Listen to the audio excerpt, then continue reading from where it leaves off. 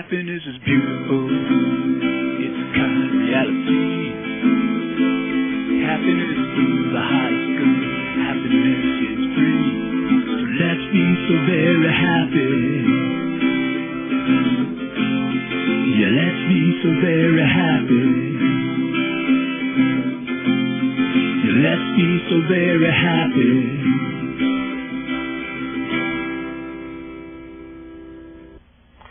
Welcome to the Happiness Show. This is Lionel Ketchian, and I'm here with George Ortega, and we're here to talk about happiness. Because happiness is, always has been, and always will be, the point of it all. Today we'll be talking about Becker Holstein's 7 Gateways to Happiness. Welcome, Barbara, to our show. Oh, I'm so delighted to be here. This is such great fun. I really should be calling you Dr. Becker Holstein. Whatever you like. We're such friends already. The Exactly. magnetism is just going around, so whatever works. Okay, so you are a PhD. I actually have an EDD, which is a doctorate in education. I'm licensed in New Jersey as a private practice psychologist. Right. I've been in practice over 20 years with my dear husband, Dr. Russell Holstein, and it goes from there. Great. Now, how long have you been doing your thing? I've been doing my thing as a positive psychologist, reaching out with a concept I call the enchanted self for about 12 years. I'll give you a very quick sketch of how this happened. I was in private practice and I became concerned. I really felt something was wrong in mental health care in this country, that there was too much emphasis on pathology, on the disease model, and that a client would come in, even to a well-intentioned psychologist, and say, look, I have this wrong, this is not working, I feel this way, that way, and the psychologist would say, and then toward the end of the session, he or she might say, well, it seems that you have this and you have that, and we want to work on this, and we want to work on that, and you sort of drag out of the office, oh, I feel even worse.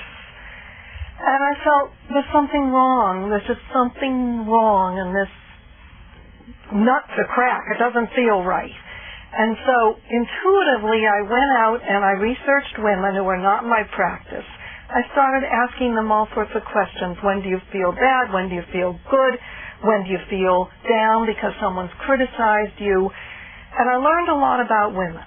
I learned that women are easily wounded, that we do take criticism very personally, and yet we all seem to have a capacity for happiness.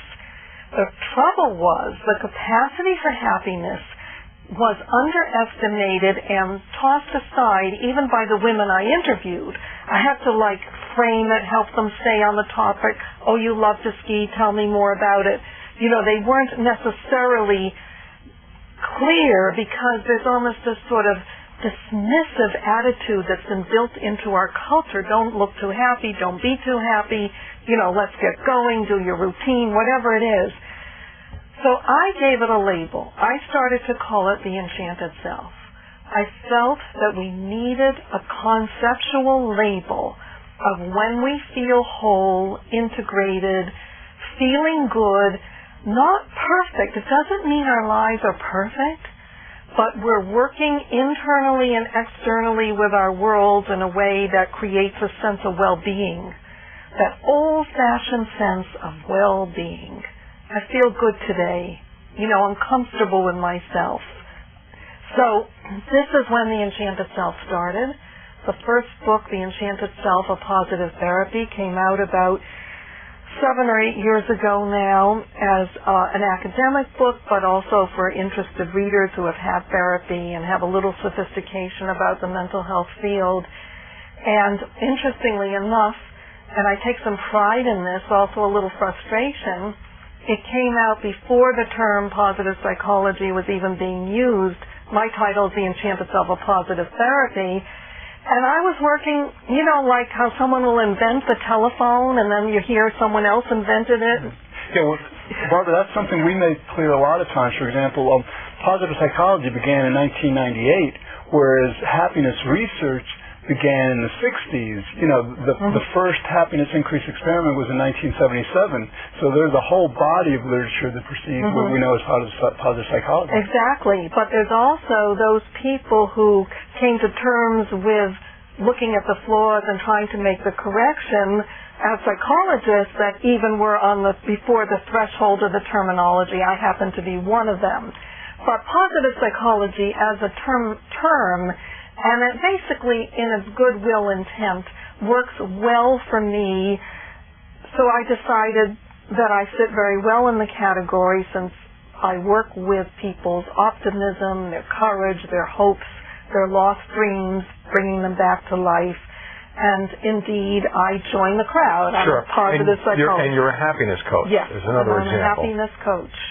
That because just for what you're saying, that before there was a term even of psychologists, when people went to their priest or people went to the wise woman in the village for help and support, everyone knew that achieving a state of well-being and feeling purposeful and feeling your life has meaning was what it was all about. We didn't need experts to really put, the full circle around that. And so I've been going from there. I was one of the first, I think I might have been the first woman psychologist to have a website about 9 years ago. Websites were not a million billion then. And I've just been running ever since because I have this drive. You know how sometimes you just know what your purpose is and sometimes you struggle?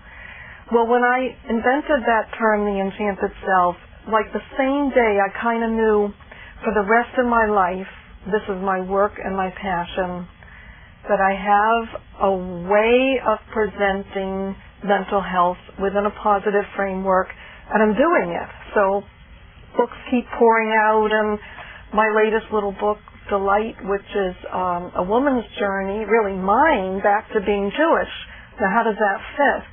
Well, there was a hole in my heart. There's a hole in a lot of women's hearts, and men's too. When your ethnicity and who you are never gets totally integrated, or you're forced to go to church 5 times a week as a kid and it doesn't make any sense to you, it can go both ways. So when I wrote this, I went out and I traveled in Jewish circles to weddings. I'm thinking of that funny movie that's now, hysterically on the market. Wedding Crashers. Wedding Crashers. I kind of crashed in the sense that I barely knew people. I went to weddings, I went to Shabbases and people's homes. I studied with different people. When I went to Israel, I went to see Rabbi Bliskin and spent an hour with him. I just started to open doors. And what I discovered for me is that a lot of the wisdom and the nurturing I was looking for that integrated the enchanted self theories was indeed in Judaism, as well as a personal happiness. But when I write, I don't write like someone writes their story. Here's my life so far. I had this boyfriend. I had this happen. I had this husband. This whatever. I write every chapter so that the woman reading the light at the end of the chapter does her own growth and journeying. Because I'm a teacher at heart. So I have to go that way. And as a teacher, basically, you're saying that you like to look at what's right with people rather than what's wrong. Wouldn't you say that's the basis of yes, and what that's you're how teaching? the 7 Gateways started. Yeah, so let's go through them. Yeah. You have 7 gateways to happiness that you present. So the first one is understanding, recognizing what's right about us versus what's wrong. Let's first begin with perhaps why most of us or a lot of us have this tendency to see what's wrong rather than what's right. Well, I think that this is a big sociological question, but, so many parents will say things like, oh, I see 4 Bs, where's the A? Things come down generationally. We have a society that's a critical society. You open a magazine, here's where the star is dressed in the wrong clothing. It's not enough that you're a star. Who cares what you're wearing? But the public cares, and they're going to criticize. So we have it everywhere in our culture. We have to rethink and practice looking for what's right about ourselves. And I give people certain ways to do that. I suggest they actually make lists of their earlier talents, like pick an age. when you were 10. There must have been something you were good at 10. Don't stop with the fact that your father yelled at you or your mother told you it's too expensive to collect stamps. I want to know the actual core interest that was in there. I want to know the actual potential. You wanted to go away and camp. You loved the outdoors.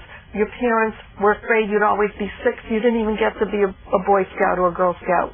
Forget that you didn't get to do it. Now I'm looking for that energy source. I want to ignite it again.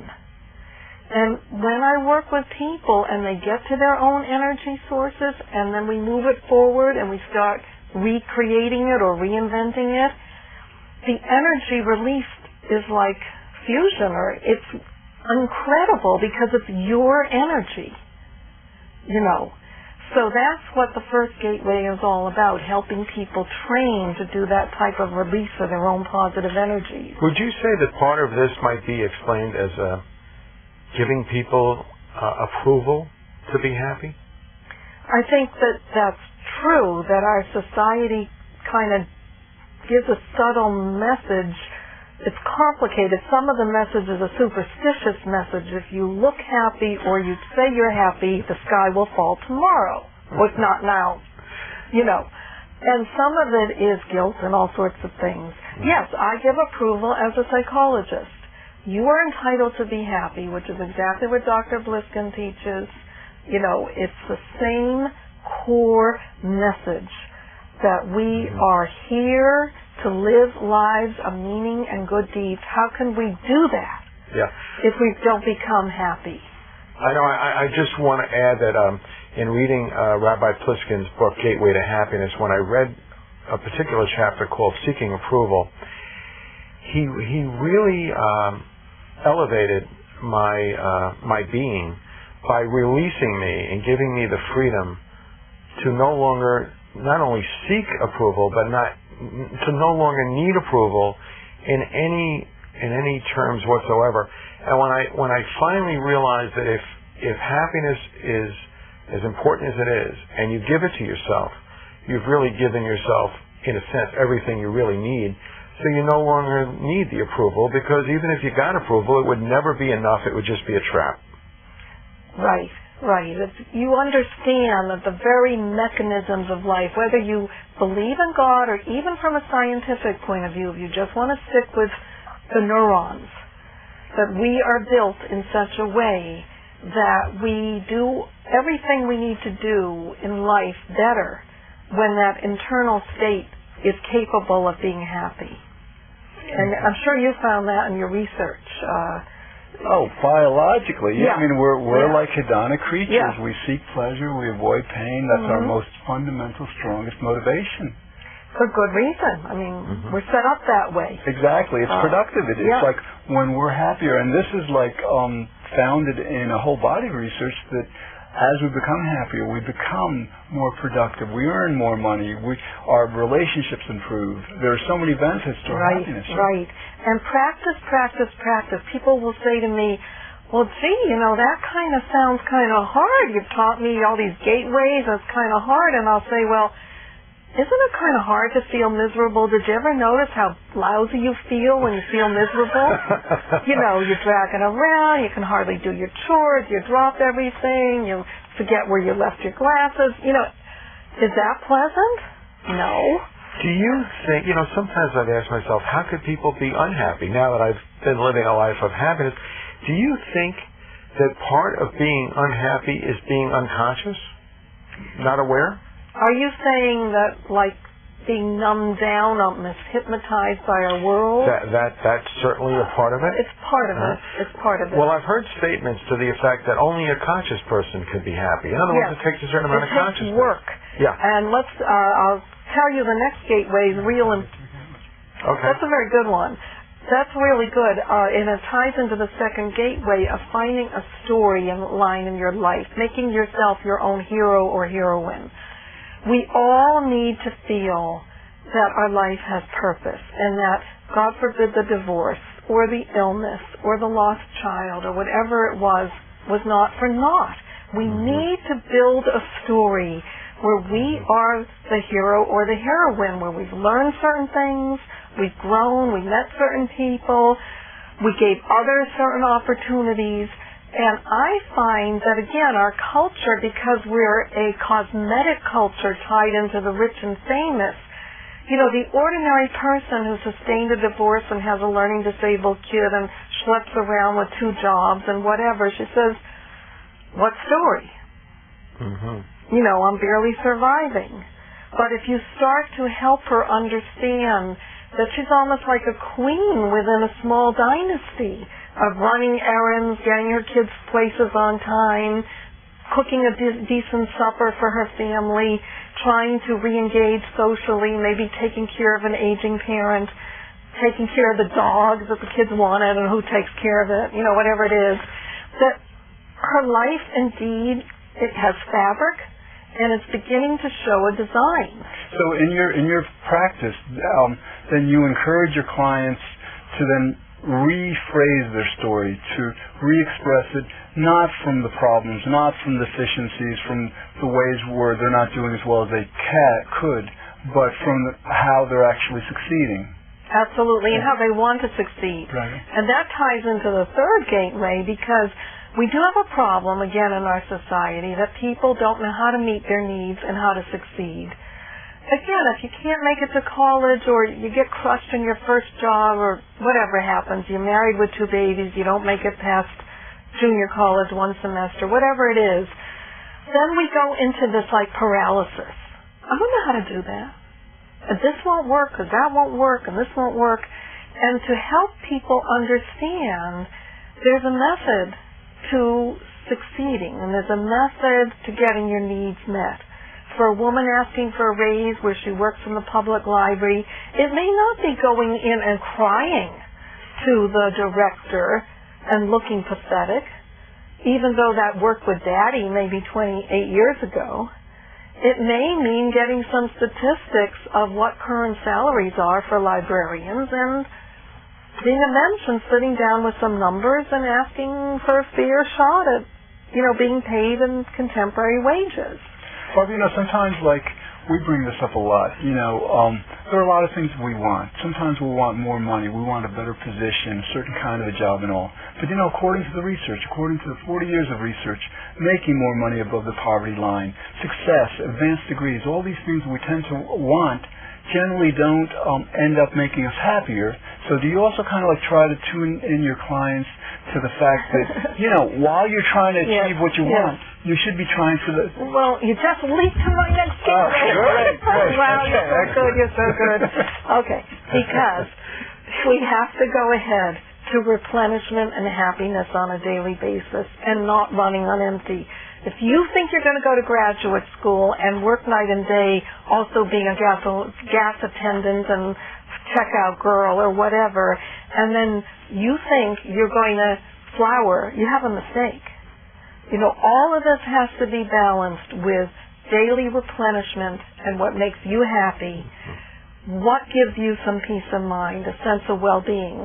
Now, I don't know if you find this, but see, I find when my clients and the women who write to me on the web, they often have forgotten what gives them pleasure. They get so downtrodden that you actually have to go through a relearning process. Oh, yeah, I did like the opera, or I did sing in the chorus, and I loved music when I was a kid. Yeah, I sort of like to go out for a nice dinner. I just got so used to eating hot dogs when we go to see the ball game for our kid.